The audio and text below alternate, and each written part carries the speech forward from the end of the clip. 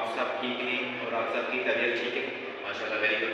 Sir, आज हम जो टॉपिक डिस्कस करने जा रहे हैं उस टॉपिक का नाम है सल्फोनेशन ऑफ फिनोल। आज हम फिनोल का एक रिएक्शन डिस्कस करने जा रहे हैं जिस रिएक्शन का नाम है sulphonation of phenol. Sir, sulphonation के बारे में आप सबको ऑलरेडी नॉलेज है क्योंकि हमने ये रिएक्शन पहले भी डिस्कस किया हुआ है जब हम electrophilic substitution reaction of benzene discuss कर रहे थे। आप सबको आइडिया है कि जब बेंजीन का रिएक्शन हम डिस्कस कर रहे थे सल्फोनेशन, तो हमें ये आइडिया था पहले ही कि बेंजीन के साथ हम कंसंट्रेटेड सल्फ्यूरिक एसिड लेते हैं एज अ रिएक्टेंट, पर हमें ये भी आइडिया था वहाँ पर कि बेंजीन इतना रिएक्टिव सब्सटेंस नहीं होता है।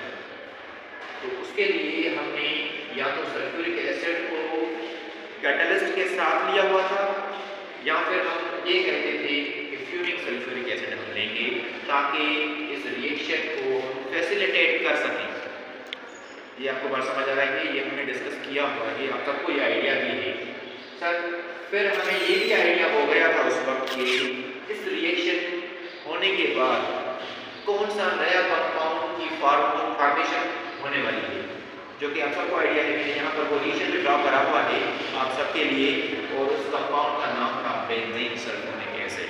यानी इससे आप ये आइडिया लगा रहे हैं कि जब भी बेंजीन की सल्फोनेशन करने जाएंगे हम, तो हमारे पास जो नए कंपाउंड की फॉर्मेशन होगी उसमें बेंजीन रिंग के ऊपर किसी भी कार्बन पे SO3H ग्रुप अटैच हो जाएगा जिसका नाम होगा बेंजीन सल्फोनिक एसिड।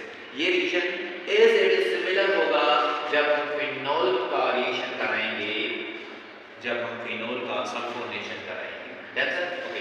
लेकिन आप थोड़ा सा एक नई चीज भी देख रहे होंगे यहाँ पर कि ये जो बेंजीन रिंग है यहाँ पर एक नया ग्रुप आ चुका है पहले ही, जो कि OH ग्रुप है, जिस वजह से हम इसको फिनोल कहते हैं। अब इस फिनोल का हम सल्फोनेशन डिस्कस कर रहे हैं इस वक्त। सर, मैं आप सबको आइडिया देना चाहूँ कि ये जो सल्फोनेशन हो रही है फिनोल की, यहाँ पर सबसे पहले तो OH का आपको आइडिया होना चाहिए कि ये जो OH ग्रुप लगा हुआ है इस बेंजीन रिंग के ऊपर, क्या ये एक्टिवेटर है या डीएक्टिवेटर है। मैंने आपको पहले बताया हुआ है कि ऑलरेडी अगर बेंजीन रिंग के ऊपर कोई ग्रुप लगा हुआ है तो हमें ये आइडिया होना चाहिए कि ये दो इफेक्ट्स जो देता है रिंग को वो कौन से हैं। एक तो एक्टिविटी इफेक्ट देता है, मतलब कि रिंग की रिएक्टिविटी बढ़ जाएगी या डिक्रीज हो जाएगी, वो भी हमें आइडिया होना चाहिए। उसके बाद ये हमें पता होना चाहिए कि ये इसका ओरिएंटेशन इफेक्ट कौन सा होगा। ओके, इसका मतलब है कि जो नया ग्रुप होगा, डाइसब्स्टिट्यूशन होगी, उसमें जो नया ग्रुप आने वाला है वो किस कार्बन के पास आएगा, क्योंकि यहाँ पर तो 5 कार्बन मौजूद है, अवेलेबल है, फ्री 5 कार्बन अवेलेबल है। अगर सल्फोनेशन होगी तो SO3H ग्रुप कौन से कार्बन के साथ अटैच होगा अगर फिनोल का केस है तो। सर, ये सब कुछ क्वेश्चन थे, ये जो कुछ सवाल थे, ये सब का आपको नॉलेज होना चाहिए, इसको आपको आइडिया होना चाहिए, फिर यकीनन आपको सल्फोनेशन ऑफ फिनोल पे बहुत ही अच्छा ग्रिप होगा और आपको आसानी से समझ भी आ जाएगा। सर, मैं आपको बताता चलूं, अगर रिंग पर OH ग्रुप लगा हुआ हो तो फिर रिंग एक्टिवेट हो जाती है। क्यों एक्टिवेट हो जाती है? क्योंकि ये एक्टिवेटिंग ग्रुप लगा हुआ है, ये खुद एक्टिवेटर है जो बेंजीन को ज़्यादा एक्टिवेट कर देता है। उसके साथ एक और बात बताना चाहूँगा आपको कि ओरिएंटेशन इफेक्ट की अगर बात करें OH की, तो अगर OH ग्रुप लगा हुआ है तो ये OH group ortho para orientation effect देता है रिंग को, जिस वजह से हम इसे ऑर्थो पैरा डायरेक्टर भी कंसीडर करते हैं OH ग्रुप को। ओके सर, तो अब ये रिएक्शन डिस्कस करते हैं कि अगर सल्फोनेशन फिनोल की हो तो रिएक्शन में क्या बनेगा और क्या ये रिएक्शन ज़्यादा जल्दी होगा as compare to benzene sulphonation. Let's see. Sir, आपको ये आइडिया हो चुका है कि बेंजीन अब ज़्यादा एक्टिवेटेड हो गई है क्योंकि उसके ऊपर OH ग्रुप लगा हुआ है in the case of phenol.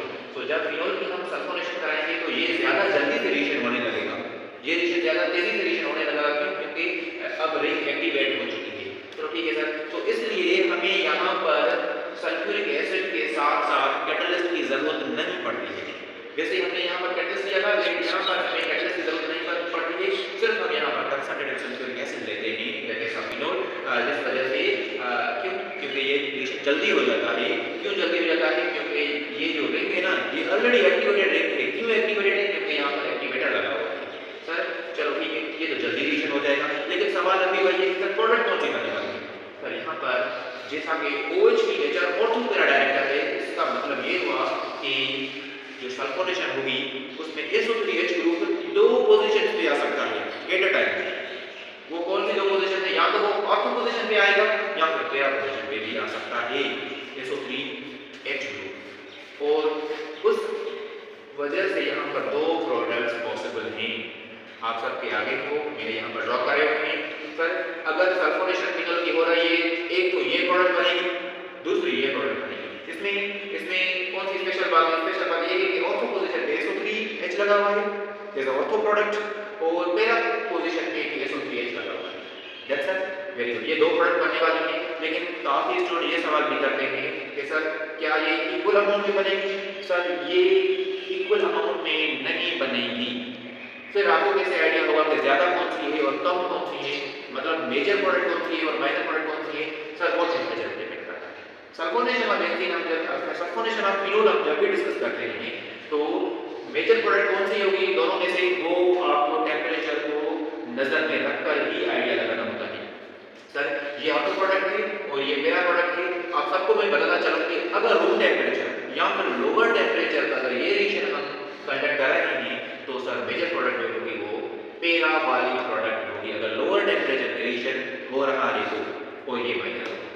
अगर हम टेम्परेचर को बढ़ाकर रखते हैं, एलिवेटेड टेम्परेचर है, हाई टेम्परेचर है, फिर सर ये मेजर प्रोडक्ट होगी और ये माइनर कहलाएगी उस वक्त। That's it. बाकी आपको आइडिया होना चाहिए।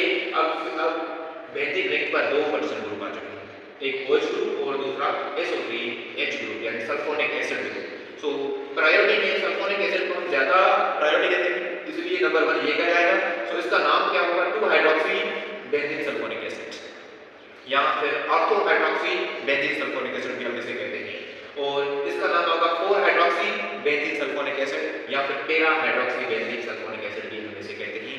आई होप आपको यहाँ तक सल्फोनेशन ऑफ फिनोल के बारे में आपको आइडिया हो गया है।